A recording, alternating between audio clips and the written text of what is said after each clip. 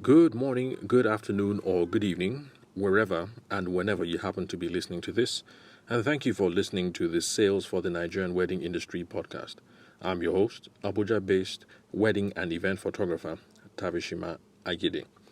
On this episode, I'd like us to look at one question which was still part of the session that we had with Gordon of G Power, the fellow who's involved in alternative power solutions based out of Lagos.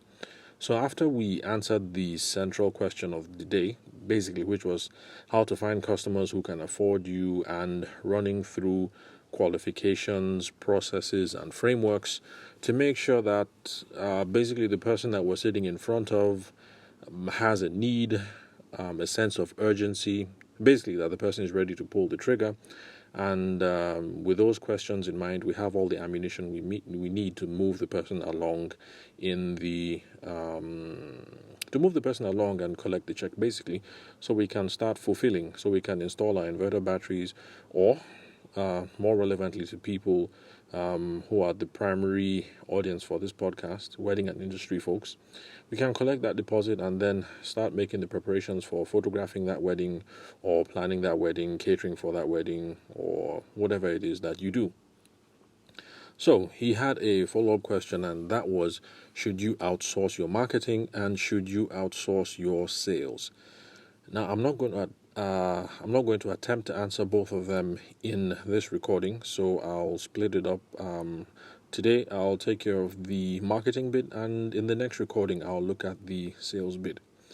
Okay, so now when we say marketing here, remember, for those of you who've been listening from day one, I don't use academically or technically precise definitions. I like to keep things nice and loose, and I like to use working definitions so that everybody, we have a fair idea of where we're going and we're all on the same page. So, of course, when I make definitions, when I try to define marketing or when I try to define sales or any other term in the podcast, don't expect it to be the technically correct definition. So here, when I say marketing, what I mean in the loose sense is the practices, the philosophy, whatever it is, the science that is involved around things such as advertising, branding, and positioning, or sales. So let me repeat. I believe that all three of them go together when we're talking about marketing. So if you are trying to get a campaign off the ground, running Instagram ads, or any other form of mass broadcast message, whether you're advertising or TV, radio, or you're blogging or podcasting or whatever it is.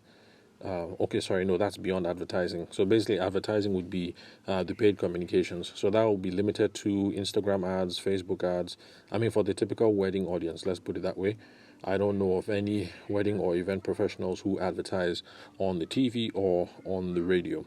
So if you're trying to sort out advertising campaigns, advertising goals, advertising messaging, mass broadcast messaging, then you are doing marketing.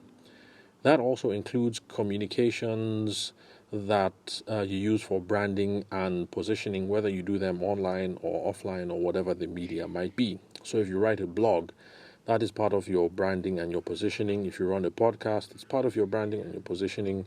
In a certain way, I guess you could say your Instagram handle or your Facebook website, all of that is part of your branding and positioning. And in my opinion, all that is part of marketing.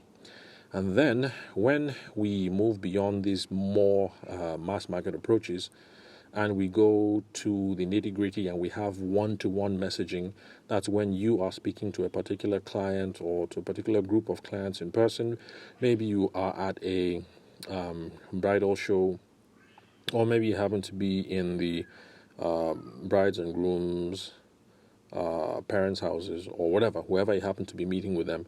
So all those interpersonal interactions are also part of marketing as well. So that is not just my opinion, but it's also something I picked up from reading some of my mother's books when I was much younger. Like I mentioned in previous episodes, she's an MBA from Boston.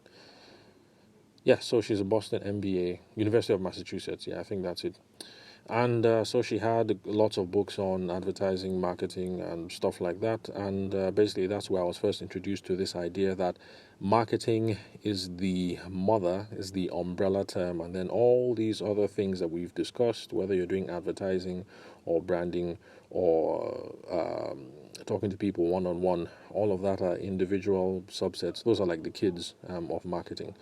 So, in my own opinion, when you say marketing, you mean any of all these things that I have just mentioned.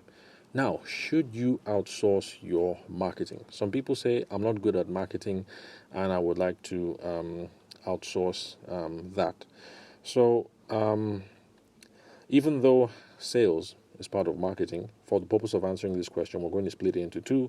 And when I say marketing, I'm going to focus on the more mass broadcast messaging part of it. So we're going to be looking at advertising and all that branding and positioning stuff. So basically, should you pay someone to run your Instagram ads, your TV or radio ads? Should you pay someone to run your blog or your podcast? Or should you pay someone to handle your Instagram handle, to moderate conversations that go on your Twitter, things like that?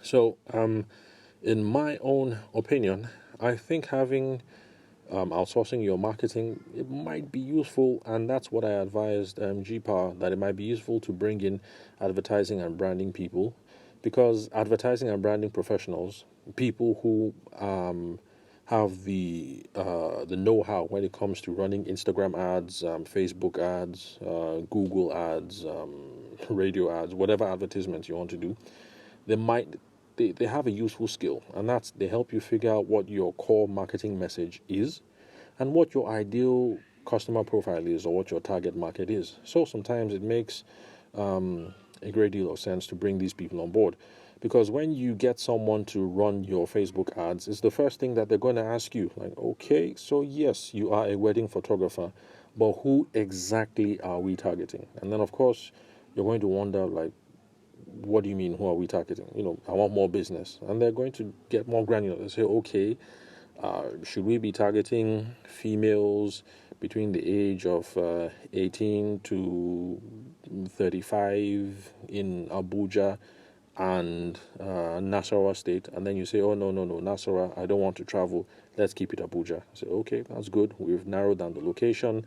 And then what about the age? And you might say, okay, I don't get too many inquiries from 18-year-olds, but I have been seeing 25 and even as old as 42. I say, okay, so now we're going to expand it. It's going to be between the ages of 25 and 42, and on and on and on. And you guys are going to get very granular and very specific in your advertising campaign, especially for modern advertising campaigns, when you're using all these online platforms, Facebook, Instagram, Google, and I think people also do some promotions on Twitter, but it's not something that I'm versed in or that I've seen other people do or had other wedding industry professionals do. So it's useful to bring these people on board, because these are the sorts of things that they help you figure out. What is your marketing message? What is it that we're trying to tell these 25 to 42-year-olds? Who is the ideal customer profile? And what's our target market? Are we going to be blasting this thing out to females only, or are we going to expand it to include guys only? What kind of interests are we? What kind of interest are we looking at? Are we going to select people who are only interested in weddings or interested in other things? Or basically, when you get one of these people on board, all these advertising and branding professionals, these are the sorts of questions that they help you think through. So I think it might be useful to bring in these sorts of professionals. It might be useful to outsource your marketing. Of course, you know that will come at a cost. So if you have the money for it, that's fine. If you don't have money for it, then you can do what we wedding and industry professionals do best. We barter. So you can barter for marketing and advertising services. Well, of course, you have to cough up the money for the actual campaign itself in Instagram or Google, but you can barter for the consulting, for the consulting aspect of it. So it might be useful. But remember, that is not what I am saying you should do.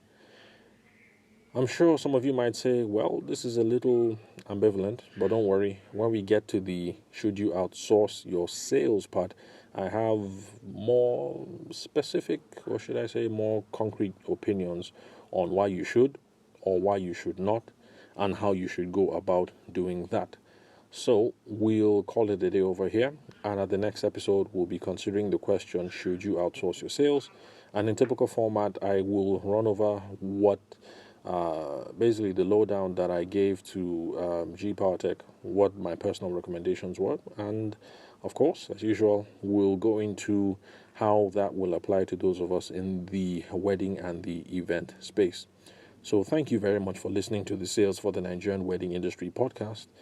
Like I said, I'm your host, Abuja-based wedding and event photographer, Tavishima Ayede. Thank you very much for your time and attention. I'll catch you guys at the next episode.